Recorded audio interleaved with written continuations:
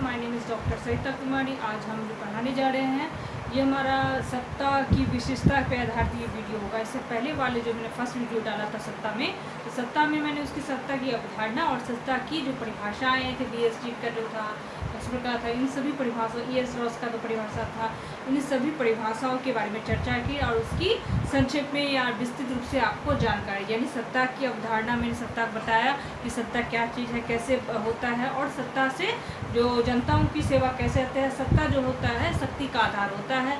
अगर किसी को वो शक्ति मिलता है, सत्ता पर काबिज होता है, उसे शक्ति प्रदान होता है, वो शक्ति का सदुपयोग सही रूप से करता है। ठीक है, तो सत्ता मैंने समझा कि जो सत्ता के द्वारा हम किस तरह से शक्ति का उपयोग करते हैं, वो उपयोग जो सामाजिक जो लाभ समाज के लाभदायक हो और उसकी उपयोगिता समाज में हो, और उसी कानून नियम को वो कहता है संविधान के द्वारा अधिकार और समाज द्वारा स्वीकृत प्रदान, वही शक्ति का रूप ले लेता है। ठीक है, तो इस वीडियो में हम बताएंगे कि सत्ता की जो विशेषताएं होती हैं उसकी चर्चा की जाएगी। ये हमारा उपशास्त्रीय प्रथम वर्ष के पाठ्यक्रम के अंतर्गत आता है।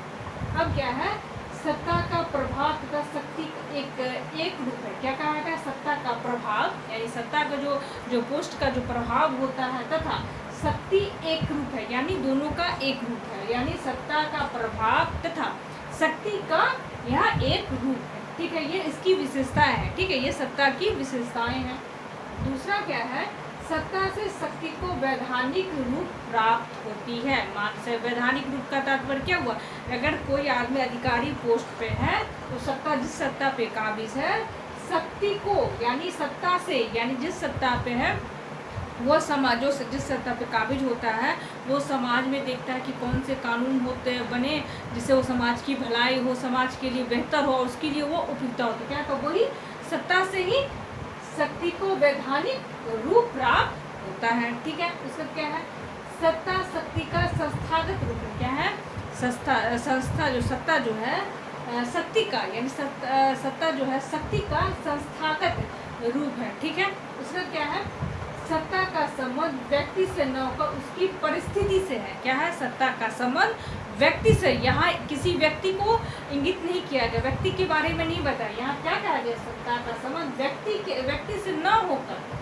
उसकी परिस्थिति। मैंने परिस्थिति में क्या बताया कि जो व्यक्ति की जैसी परिस्थिति हुआ वो उसी अनुसार से काम करेगा। मैंने इसको वीडियो में स्थिति और परिस्थिति के बारे में आपको अर्जित परिस्थिति और परिस्थिति के बारे में विस्तृत रूप से मैंने एक वीडियो में बताया। तो यही कहाँ पर किया गया है, सत्ता का संबंध व्यक्ति से न को उसकी परिस्थिति से, यानी जो आदमी जिस व्यक्ति जो सत्ता में है यानी जिस पोस्ट पर काबिज है वो उसकी वो परिस्थिति है, यानी वो उसका काम है, वो उसकी परिस्थिति, उस परिस्थिति के अनुसार वो अपनी शक्ति का प्रयोग करता है। यहाँ क्या इसलिए कहा गया है, यहाँ व्यक्ति से संबंधित, यहाँ परिस्थिति से संबंधित है। तो यहाँ क्या कहा गया, सत्ता का संबंध व्यक्ति से ना होकर, यहाँ देखिएगा व्यक्ति से ना होकर उसकी परिस्थिति से है। ठीक है, उसके है सत्ता से हमें सामाजिक, आर्थिक एवं राजनीतिक सभी क्षेत्रों में देखने को मिलती है।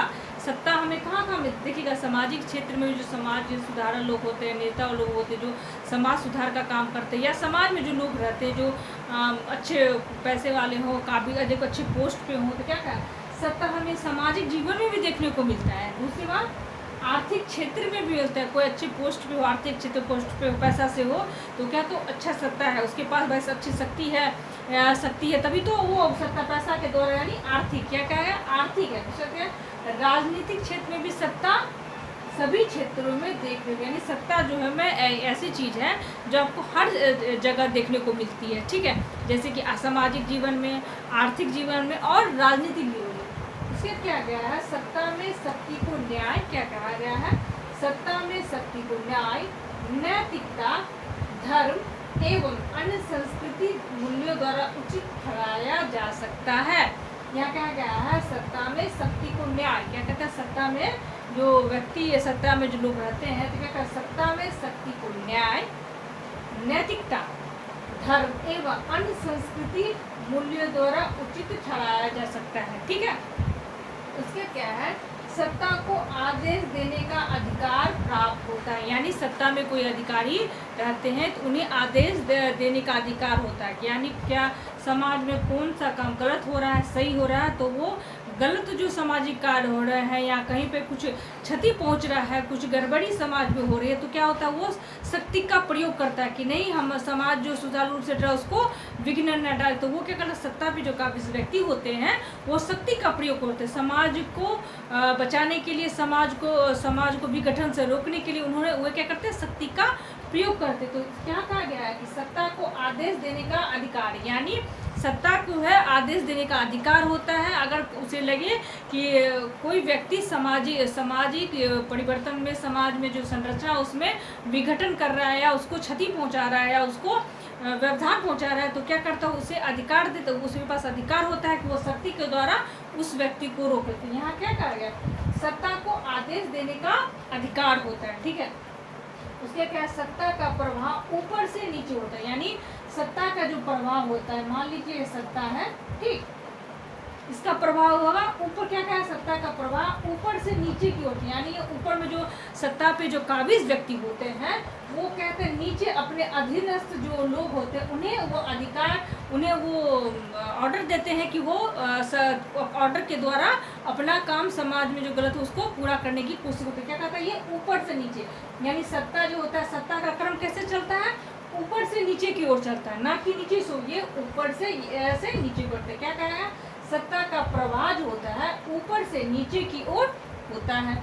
उसके क्या है, यह कानूनी रूप से औपचारिक होता है। यह क्या होता है, कानूनी रूप से औपचारिक क्यों कहा गया, क्योंकि उसे समाज के लिए उपयोगिता और उसकी जो उपयोगिता और उसके लिए जरूरी होगा उसी को कानून, लिखित रूप से कानून बनाया जाता है, उसको ही शक्ति कहते हैं जो समाज में लागू होती है। क्या, यह कानून रूप से औपचारिक होते हैं, यानी कानून के द्वारा उन नियम कानून को मान्य होता है जो समाज के लिए बेहतरी के लिए हो, व्यक्ति, समाज में जो व्यक्ति उनके लिए बेहतर होता है। क्या है, यह कानूनी रूप से औपचारिक होता है। क्या होता है, ये कानूनी रूप से औपचारिक होता है, किंतु वास्तव में आदेश की सफलता अधीनस्थ की स्वीकृति पर ही निर्भर होती है। तो क्या कहा गया यहाँ पे, यह कानूनी रूप से औपचारिक होती है, ठीक, किंतु वास्तव में आदेश की सफलता अधीनस्थ की स्वीकृति होती है, यानी उनके जो अधीनस्थ जो होते हैं उनकी स्वीकृति पर ही निर्भर करती है। ठीक है, अब क्या आप देखिएगा कि मैक्स वेबर जो थे सत्ता के कितने प्रकार बताए। मैक्स वेबर ने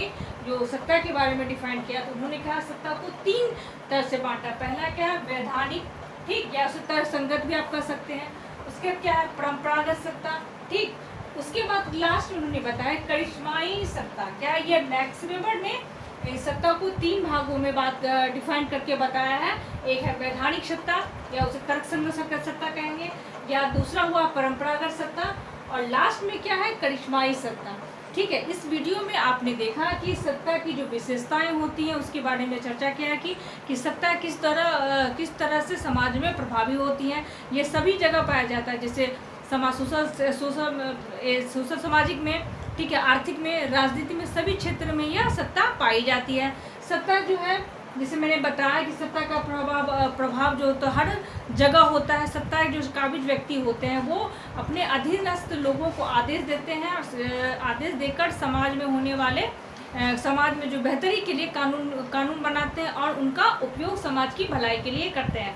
दूसरा मैंने आपको बताया कि मैक्स वेबर ने सत्ता के 3 प्रकार बताए हैं, उसकी चर्चा मैं कोशिश करूंगी कि सत्ता की जो मैक्स वेबर ने जो प्रकार बताया उसकी अलग से वीडियो बनाओ, और उसकी मैं कोशिश करूंगी कि सत्ता के बारे में मैक्स वेबर जो 3 प्रकार बताया उसकी विस्तृत जानकारी आपको दो। उसके लिए मैं खास वीडियो बनाऊंगी और आपको बताऊंगी। इस वीडियो में इतना ही, आगे वाले वीडियो में किसी नए टॉपिक के बारे में चर्चा करूंगी। धन्यवाद।